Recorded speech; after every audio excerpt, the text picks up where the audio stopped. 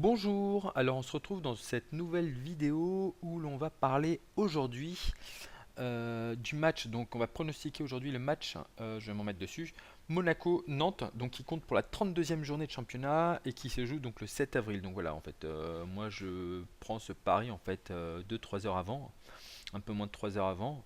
Alors d'ores et déjà, qu'est-ce que l'on peut dire Pardon, habituellement, donc voilà, on va commencer, c'est Monaco qui reçoit. Monaco qui reçoit, il y a une distance entre les deux équipes, c'est pas du tout en fait important, mais juste pour présenter les forces en présence, il y a une distance de 1166 km entre les deux équipes. Un temps, voilà, enfin un petit peu nuageux, mais il fera d'ailleurs un petit peu plus chaud qu'actuellement. Actuellement, il devrait faire 16 degrés. Et à 17h, en fait, ça devrait passer à 18 degrés. Bon, des conditions agréables. Maintenant, si l'on regarde en fait les stats de chacune des équipes, alors qu'est-ce qu'on peut dire? Déjà en fait on va rentrer avant de zoomer sur en fait la compo et tout ça. En fait on va juste vérifier les statistiques. Donc pour bien situer la chose actuellement, donc c'est Monaco qui est second du championnat avec 67 points. 5 points d'avance sur le troisième qui est Marseille. Allez l'OM au passage, je suis pour l'OM. C'est donc le deuxième en fait qui rencontre le huitième, sachant que Nantes, alors quels sont les enjeux en fait pour Nantes actuellement? Ils ont 44 points, le cinquième a 46 points, ouais, donc très clairement en fait ils ont un petit coup à jouer. Ils sont à 2 points en fait de l'Europe, hein. Donc les places ici vont vraiment, ça va vraiment se batailler. C'est intéressant, c'est intéressant, c'est intéressant. En termes d'attaque et de défense, on voit que globalement, tiens ça il faudrait que je regarde, on voit que Monaco c'est 75 buts marqués, donc la deuxième meilleure attaque derrière Paris, et but encaissé 33 buts, donc ce qui en fait plus ou moins la troisième, en fait si je me trompe pas c'est la troisième meilleure défense, donc c'est plutôt un bon ratio. Nantes de son côté en fait ils ont un petit bilan plutôt négatif, 30 buts marqués, ce qui en fait ouais, alors attendez, j'essaie de voir. Ce qui en fait vraiment le bilan, en fait, le nombre de buts marqués le plus faible. Si on prend les 13 premiers, c'est l'équipe en fait qui a marqué le moins de buts. Bon, ça promet. Ils ont une petite attaque dure. En termes de défense, ils sont. En revanche, en termes de défense, en fait, ils sont plutôt bien situés par rapport aux équipes qu'il y a autour d'eux. Donc ça, c'est pas mal. Si on regarde, en fait, si on zoome juste domicile et extérieur, qu'est-ce qu'on a? On a Monaco, donc 13 victoires, ils sont très forts à domicile. 13 victoires, 2 nuls, une défaite. 44 buts et 16 buts encaissés, ils se mangent quand même quelques petits buts.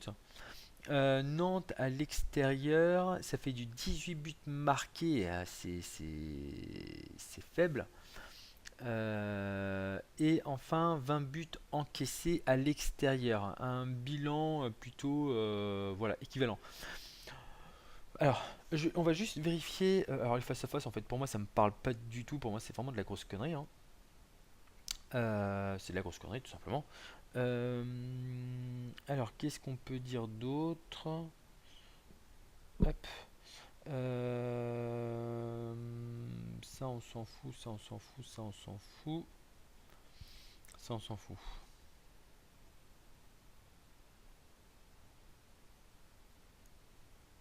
Je sais pas trop à quoi ça correspond, en fait, ça.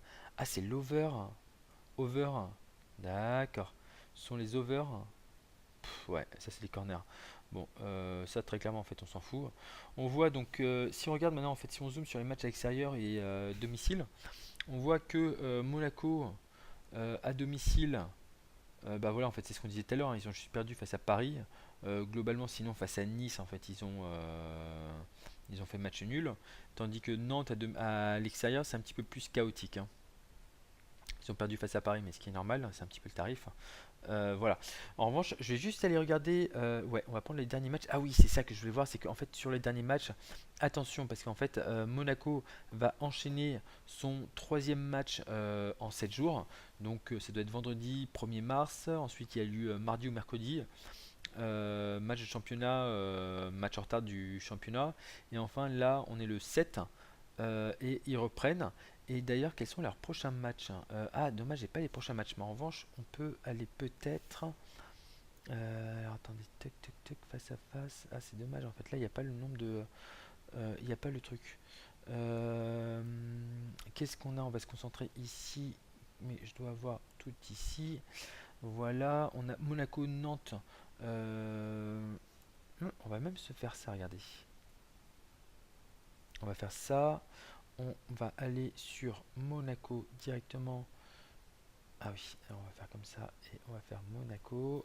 Et en fait, Monaco, si on regarde le calendrier, on va aussi voir en fait qu'est-ce qui les attend, voir s'il y a quelque chose en fait à ce niveau-là. Donc voilà, ils jouent contre Nantes aujourd'hui et ensuite ils ont une semaine à un beau petit classico, le PSG, le fameux PSG Monaco donc de la semaine prochaine. Ouais, donc là à mon avis en fait ils vont vouloir certainement sécuriser au tout.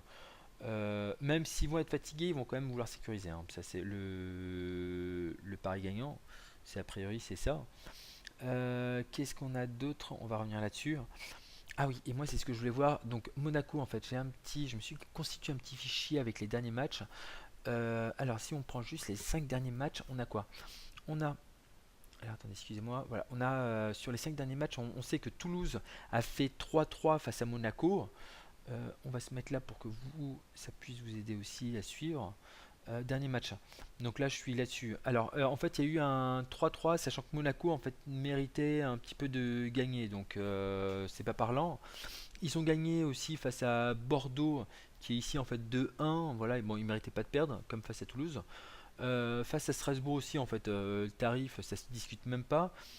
Face à Lille, je m'étais mis quoi moi? Je m'étais mis qu'en fait, ouais, ils méritaient pas de perdre. Voilà, en fait, c'est vraiment un avantage par rapport à Lille en fait, voilà. Et enfin Monaco-Rennes, Rennes-Monaco plutôt, c'était vraiment plutôt un bon match en fait des Rennais. Un bon match des Rennais en fait, ils ont vraiment bien joué là pour le coup, sachant qu'entre dans l'intervalle en fait 4 jours plus tôt il y avait eu le match donc de Paris perdu, un petit peu litigieux mais bon ça c'est autre chose. Voilà pour Monaco. Qu'est-ce qu'on a du côté de Nantes? On va aller voir ça de suite. Toc toc toc. Nantes, Nantes, Nantes, Nantes. Nantes. Alors moi, qu'est-ce que je dirais? Déjà, en fait, mis à part que c'est une très mauvaise équipe, on voit que c'est une équipe qui marque pas forcément de but. Euh, voilà, si on prend les 5 derniers matchs, donc ça s'arrête à Amiens là pour le coup. Où est Amiens? Ici. On voit en fait que Nantes a marqué un, 2, 3, 4. 4 buts. Ah, il a marqué 4 buts, hein. C'est faiblard, hein, c'est faiblard, hein. Quand on voit que de l'autre côté, pardon, Monaco, en fait, ils s'enchaînent bien. Ah, et ça peut être intéressant. Ouais. En même temps, je fais avec vous, hein, je suis désolé. Tac. On va juste voir un petit truc sur le classement. Regardez, on va juste voir un petit truc là. Un petit truc intéressant sur le classement là. L'état de forme sur les 5 derniers matchs. On va juste voir un petit truc. État de forme. Donc voilà, en fait, Monaco sont là où ils devraient être. Ouais, c'est ça en fait, à 1 ou 2 points. Ils ont une bonne. Voilà, en fait, ils enchaînent bien les buts. Nantes, de son côté, en fait, est 12e. Bon, c'est pas forcément le plus important, mais voilà, en fait, ils n'arrivent pas forcément à marquer des buts.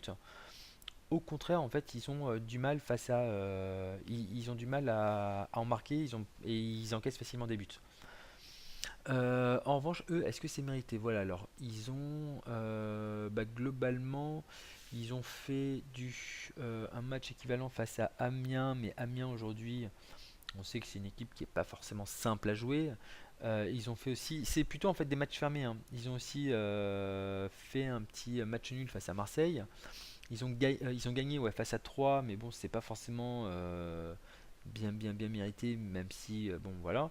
Et enfin, face à Metz, le dernier match, ils ont fait match nul. C'est pas le dernier match. Ils ont fait match nul face à une petite équipe messine. Ouais, ils sont vraiment dans le ventre mou. Et enfin, ils se sont fait jarter par Saint-Etienne. Ouais. Donc, voilà. Hop. Ouais, donc c'est ça. Donc voilà. Ok, on a maintenant tous ces éléments qui sont en tête. On a tous ces éléments qui sont en tête. On va juste vérifier un dernier petit point. Au niveau des joueurs, on a quoi comme joueur? On a du côté de Monaco Baldé qui est absent toujours, 22 titularisations, 8 buts marqués, et Moutinho. Et du côté de Nantes, on a Touré et Avaziem qui sont absents. Ça, ce sont les retours, pardon, hein. Et les joueurs manquants, ouais, en fait, ouais, non, c'est pas forcément important. Ouais, il y a des joueurs qui reviennent, ça c'est bien. C'est bien pour les deux équipes. Toc toc toc toc toc, et c'est un gros avantage. Baldé, ouais, et voilà. Ok. Au niveau de la compo, qu'est-ce qu'on devrait avoir? On devrait avoir une équipe plutôt quand même classique. Qu'est-ce qu'il y avait eu contre Rennes? Ouais, c'est ça, Falco. Sachant que là, en fait, l'équipe devrait peut-être être plus offensive. On partirait sur un 4-4-2, alors que là, en fait, il partait sur un 4, je sais pas, 2-3-1. Ouais, 4-2-3-1. Donc, on voit en fait qu'ils vont quand même privilégier l'attaque. Lemar, Endoram, Fabinho. Lemar. Ouais, Moutinho avec Moutinho qui revient. Ouais, donc en fait, ça peut être pas mal vraiment pour eux. Du côté de Nantes, on a une équipe qui est quand même plutôt classique, mis à part Bamou. Ah ouais, et Moutou Samuel, pardon. Ouais, il y a quand même un milieu de terrain qui sera, voilà. Celle-là, moi, je vous dis franchement, je suis pas forcément fan, hein. En termes de buts, voilà, 30 matchs joués, 12 buts. Moi, je suis pas forcément fan. De l'autre côté, il y a Falcao. Ouais, il y a quand même des grosses puissances de feu, hein. J'avais déjà dit en fait dans une précédente vidéo, je crois que c'était face à Rennes, mais voilà, en fait, ils ont quand même de quoi faire. Là, ils vont peut-être être fatigués, mais voilà. Bon, j'ai quand même une petite préférence pour Monaco. Alors, pour voir mon pronostic, moi ce que je vais jouer si je joue quelque chose, je vous invite en fait, vous allez retrouver un petit lien juste en dessous de cette vidéo, vous laissez votre mail, comme ça vous allez recevoir automatiquement en fait tous les prochains pronostics de manière gratuite pour l'instant. Profitez-en pendant qu'il en a encore temps. Vous allez recevoir en fait dans votre boîte mail directement le pronostic à jouer avec mon explication de ce que je vois par rapport à ce match. Donc cliquez bien en fait sur le lien qui se trouvera en dessous de cette vidéo. Et nous on se retrouve très vite donc pour une nouvelle vidéo et à tout de suite pour ceux qui recevront en fait les infos du match. À tout de suite.